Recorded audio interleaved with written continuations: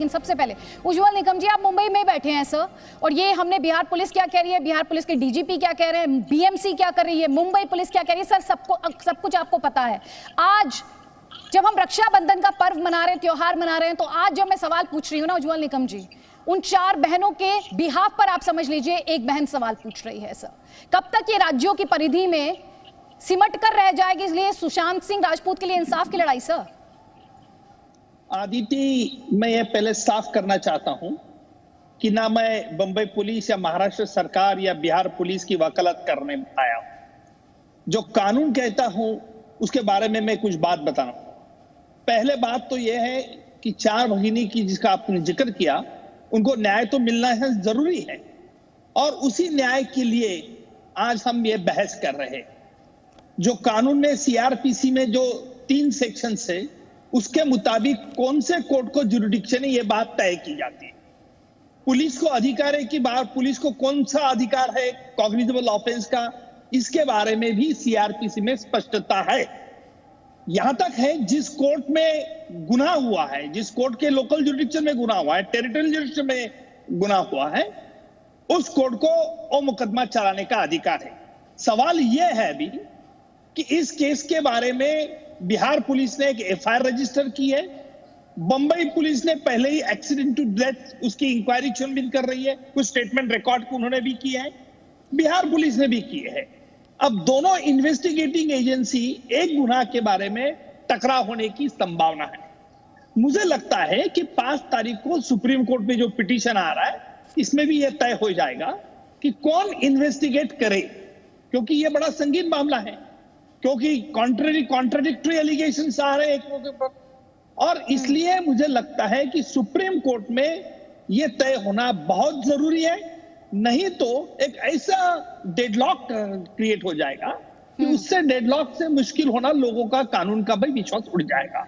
तो मुझे लगता है कि थोड़ा टाइम हमें रुकना भी होगा कि देखते हैं सुप्रीम कोर्ट इस पर क्या फैसला देता है। ईश्वरन भंडारी, इंसाफ की लड़ाई है ना, हर कोई इंसाफ की बात कर रहा है।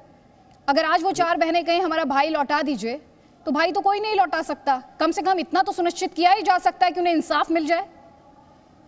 देखिए दीदी, आपने बिल्कुल सही कहा कि भाई तो कोई नहीं लौटा सकता, बट जस्टिस तो दिला सकते हैं। और ये बात कि मुंबई में बीएमसी एक आईपीएस ऑफिसर को क्वारंटीन कर देती है, जबकि उससे पहले जो 4 आए उनको क्वारंटीन नहीं किया जाता। हम सब जानते हैं, आप जर्नलिस्ट हैं, आप पता नहीं कौन से राज्य से आती हैं अपने स्टूडियो में, अगर सेम राज्य नहीं है, क्योंकि नोएडा में लोग करते हैं, सब कर रहे हैं एसेंशियल सर्विसेज में काम। एक आईपीएस ऑफिसर एसेंशियल सर्विस है, तो अगर नियम भी है तो उस नियम के अंदर एसेंशियल सर्विसेज को ये डिस्क्रिशन भी दिया है कि आप अलाउ कर देते हैं। इससे पहले 4 आए हुए हैं, वो भी बिहार से आए थे, वो कर पा रहे थे।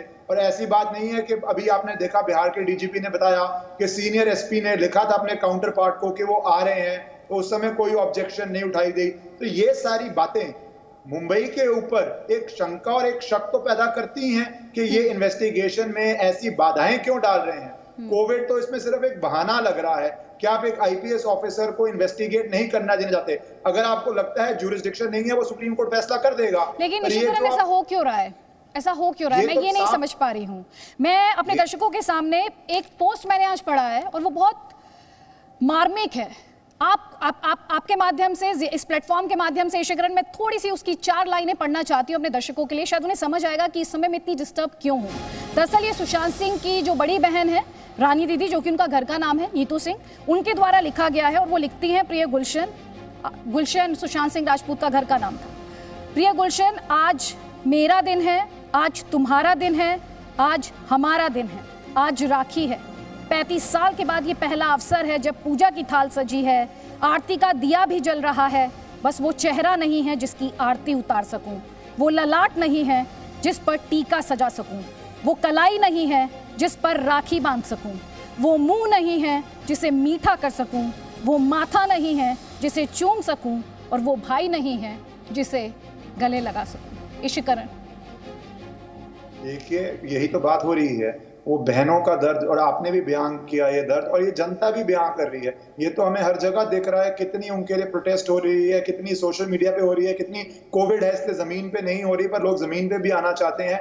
और ऐसे मामले में एक टेक्निकलिटी लगा के मुंबई पुलिस मुंबई के बीएमसी के अफसर एक आईपीएस ऑफिसर को क्वारंटीन कर देते हैं। तो ये तो सबको दिख रहा है कि अगर मान लीजिए कल सुप्रीम कोर्ट फैसला करता है कि मुंबई पुलिस को जाएगा केस, तो वो आईपीएस ऑफिसर 1-2 दिन में जो भी करेंगे वो सारा हैंडओवर हो जाएगा मुंबई पुलिस को। वैसे ही 50 दिन हो चुके हैं इसके अंदर। अगर सुप्रीम कोर्ट कल ये फैसला करती है कि एफआईआर ट्रांसफर होके या मर्ज होगी या ट्रांसफर होगी, जो भी करेंगे, क्योंकि मुंबई पुलिस ने एफआईआर दर्ज नहीं की है अभी, तो अगर ये जीरो मान के ट्रांसफर करेंगे उसको, तो सारे डॉक्यूमेंट्स जो भी होगा वो ट्रांसफर भी हो जाएगा। तो ऐसी सिचुएशन में आप पब्लिक कॉन्फिडेंस इसीलिए शेक हो रहा है कि इन्वेस्टिगेट करने की इच्छा ही नहीं है।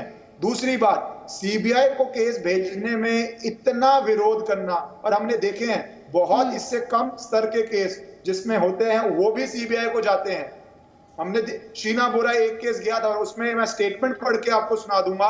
होम सेक्रेटरी की महाराष्ट्र के उस समय की स्टेटमेंट क्या थी कि फाइनेंशियल एंगल्स बहुत इन्वॉल्व हैं शीना बोरा केस में 2015 में, इसलिए हम सीबीआई को भेज रहे हैं। इस केस में ईडी ने संज्ञान लिया हुआ है।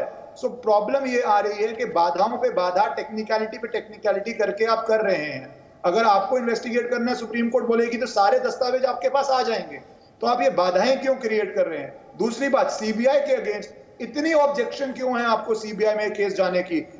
सीबीआई इन्वेस्टिगेट करेगा, अगर जो भी आपके तथ्य मुंबई पुलिस के ठीक हैं तो सीबीआई उस पर मोहर लगा देगा। सीबीआई बोलेगा हाँ बिल्कुल ठीक हुआ है, यही हुआ है। उस इन्वेस्टिगेशन से क्यों घबरा रही है महाराष्ट्र की सरकार? ये सवाल अब बहुत उचित सवाल हो चुका है और जनता को इसका जवाब देना पड़ेगा महाराष्ट्र सरकार।